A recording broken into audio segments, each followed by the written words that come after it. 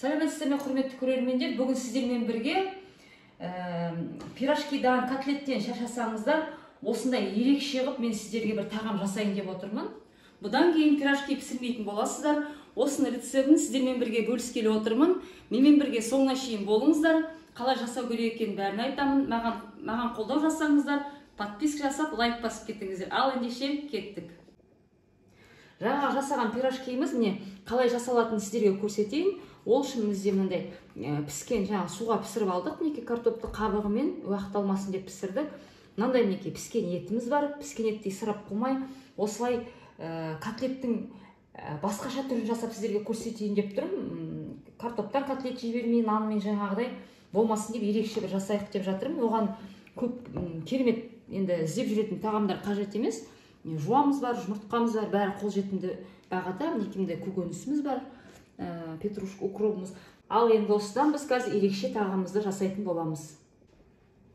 Мінекей суға піскен картопымыз суып дайын тұр. Енді осының қабығын жақсылап тазартып, қазір дайындап алайық. Мінекей осылай барлығын тазартып алыңыздар. Мінекей осындай піскен еттеріңіз болса, блендердан не болмаса мясорубкадан өткізіп, фарш қылып аламыз. Піскен еттің фаршы болады. Ал картопымызды тазартып алдық. Енді осыны езетін бірдеңелеріңіз болса, блендер сияқты соған езуге болады. Мен де енді бәрібір қайда езсем де әдемі піскендіктен мен осылай осындай езейін деп отырмын. Көрдіңіздер ме? Осылай барлығын жақсылап езіп шығыңыздар. Мінекей картопымызды езіп алдық. Енді жуамыз бен морковымызды қуырып аламыз. Ал жуамызды тураймыз. Енді реті келгенше уақыт тураған жақсы. Мен осындай уақыт алып жатырмын.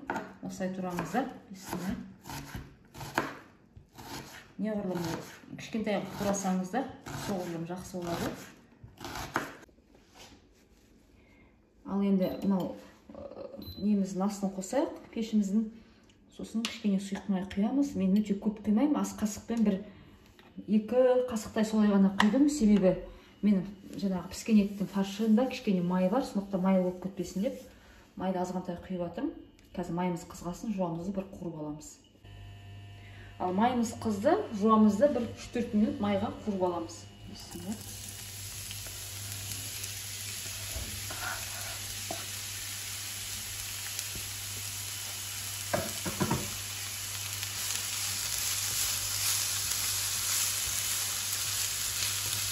Бұл котлеттің ерекшелігі барлығы піскен заттан жасалады. Картопымыз піскен, етіміз піскен. Енді ішіне шик фарш салуға болмай шығар деп ойлаймын. Себебі котлет тез піссе, іші шик фарш пісуі мүмкін емес. Ал енді жуамызды 4 минут қуырып алайық. Ал енді сәбізімізді мындай теркадан өткізейік. Енді өздеріңіз білесіздер, неғұрлым уақыт болса соғұрлым жақсы болады. Мынау көп болып қалуы мүмкін. Жартысын ғана өткізіп көреміз. Ал бесіне. Дәп осы несі келеді екен, түстері. Уақ әдемі.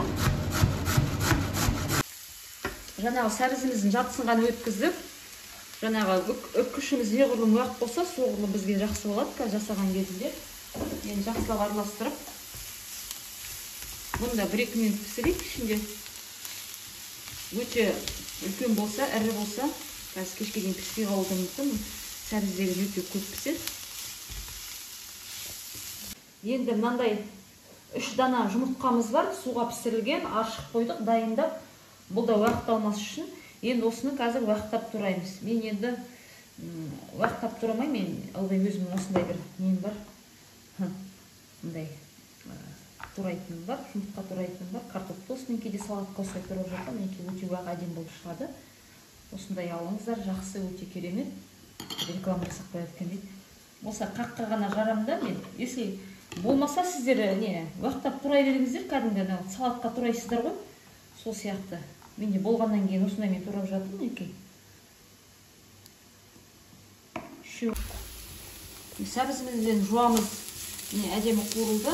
Май аз демеңіздер. Қазір неке жаңағы қолдан тартқан піскен еттің фаршында май бар. Сондықтан май болып кетпесін деп, тәпесіне деп енді осыны саламыз.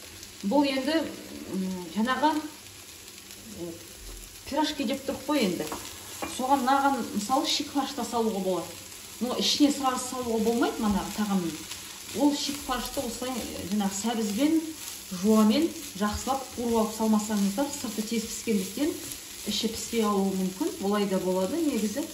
Ал енді осыған жақсылап тұзымызды, бұршымызды салайық. Ел піскен етті турап жегенше, жаңағы борщта істеуге болады, сорпасына салмада істеуге болады. Сөйтіп жегенше мен ойлағаным ол, осылай кішкене бір ерекше тағам болсын деп. Піскен ет болса да түрін әртүрлі жасасайды, үйдегілер жейді ғой әйтеуір деп жатырмын. Тұз өте көп салған жоқпын, өйткені еттің өзінің тұзы бар, піскен ет болғандықтан. Енді кішкене бұрыш салып жүреміз. Қара бұрыштан салып жатырмын мен. Жақсылап араластырамыз да, бір 3-4 минут құрып аламыз осыны. Ал мінекей, етіміз дайын болып қалды. Негізі осына еттеріңіз қалса, осылай жасап, кішкентай ғана майын кішкене көбейтесіздер, енді астына бір вермишель бола ма, рожки бола ма, күріш бола ма, сондай пісіріп алып, осылай үстіне как панир сияқты осылай да жеуге болады. Негізі әртүрлі тәсілдері бар бұны. Ал енді жаңағы піскен жұмыртқамызды әкеліп осының үстіне саламыз. Бұл енді мен көп пісіріп жатқан жоқ, неге десеңіздер, бұның барлығы піскен, сондықтан да майды өте көп қажет етпейді. Егер шикі фарштарымыз болса, онда майды көбірек құюға болар еді. Мұнда барлығы піскеннен кейін мен майды өте көп құйып жатқан жоқпын.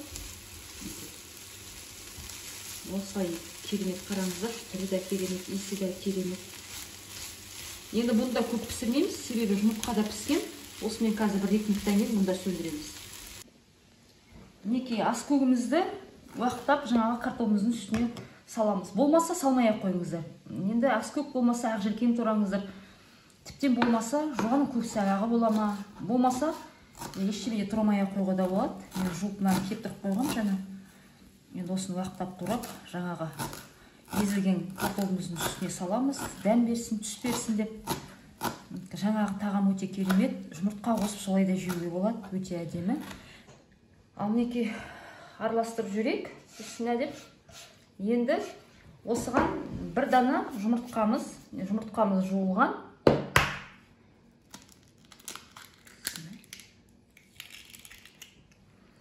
Бұрышты салайық. Мен бір шай қасықпен бір қасық салсам жетіп қалады деп ойлап тұрмын. Өйткені фаршта тұзы бар, өте ашық қылмай-ақ қояйық. Азғантай қара бұрыштан салайық. Дәмдеуіштерді өздеріңіз таңдаңыздар. Енді мүмкін сіздер басқа бірдеңе саларсыздар дәмін келтіру үшін. Енді осыны кішкене жұмыртқасын езіп алайын да, бұған енді біз кішкене ұсталу үшін ас қасықпен ұнымыз бір 3 қасық ұн салайық, толтырмай. Бұл енді бірігуіне 3 қасық толтырмай 3 қасық салдым, мен толтырсаңыздар өздеріңіз білесіздер. Енді осыны жақсылап тұрып араластырамыз. Қолмен араластырғым келіп тұр ғой. Қолмен араластырсам ренжімеңіздерші. Маған солай ыңғайлы, тырнағым жоқ, таза. Енді сіздер желкенсеңіздер өздеріңіз қолдарыңа қолдақ киіңіздер, не болмаса ыдыспен бір немен араластырыңыздар. Вилкамен ба, мен енді қолмен араластырғым келіп тұр.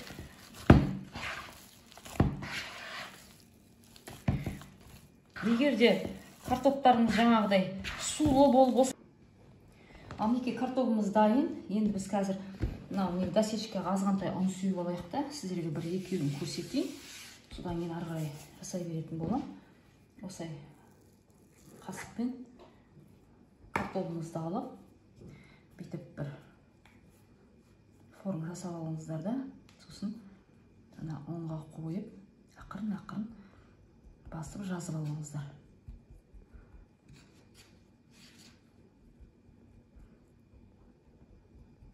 Енді осы жетеді, осының ішіне жаңағы салмасын саламыз.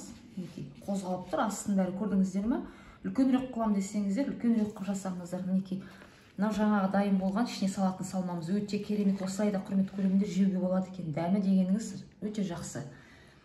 Ішінде бәрі пісіп тұр.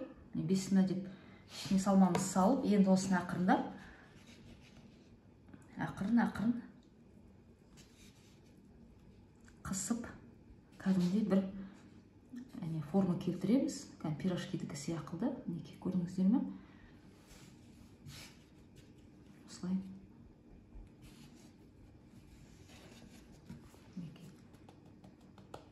барлығын осылай мінекей жасап шығамыз. Мінекей майымыз қызды. Енді пирожкимізді саламыз. Мен уақытша мінекей 4 ғана жасадым, сіздерге көрсетейін деп. Қалғанын сосын өзім жасаймын. Бисмилля. Ұзып та кетпейді, мінекей уайымдамаңыздар.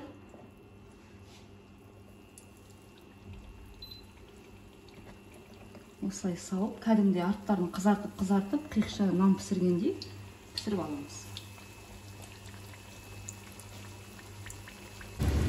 Мінекей бір жағы пісті. Бисмилля деп нанды көреді.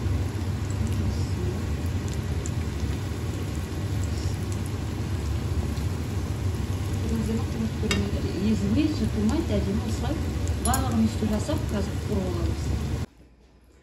Сәлеметсіздер ме, құрметті мен мамамның, яғни Ажар Қожахметова каналының көрермендері. Бүгін мен маманың керемет тамағын дегустация жасау бақыты беріпті маған. Соны дегустация жасап көрсетейін деп жатырмын. Өте ерекше тағам. Пирожкиді жеп шаршасаңыздар, мұндай ерекше пирожкиден бөлек, бірақ ұқсас тамақ істеуге болады екен. Дәмін көрмей тұрып сіздерден сұрайын деген, маманың каналын 80% көрермендері подпискасыз көреткен. Қазақ тілді каналды, қазақ тілді контенттің дамуын қолдап, каналға подписка жасауларын сұрайын. Күнделікті маманың видеоларын көріп жүрсеңіздер, егер қолдау көрсетіп, дәл қазір подписация етіп кетіңіздер. Кеттік, дәмін көреміз.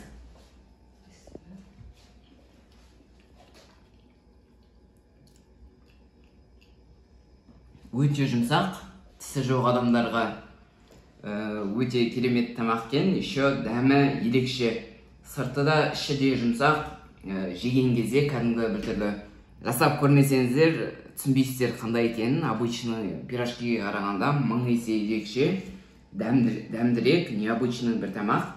Келген қонақты таңғалдыруға, үйдегі адамдарды, күйеулеріңізді, ата-енеңізді таңғалдыруға жарайды. Кеше маған нан да бөлек жеуге болады деп айтты.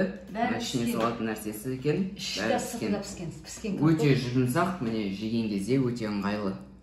Тіске де жағымды, дәмі де ерекше. Сыртында картошканың дәмі особенно әдемі екен. Ал құрметті көрермендер, бүгін мінекей пирожкиге ұқсамайтын ерекше тағамымыз дайын болды. Өте керемет. Міндетті түрде жасап көріңіздер деп сіздерге кеңес беремін.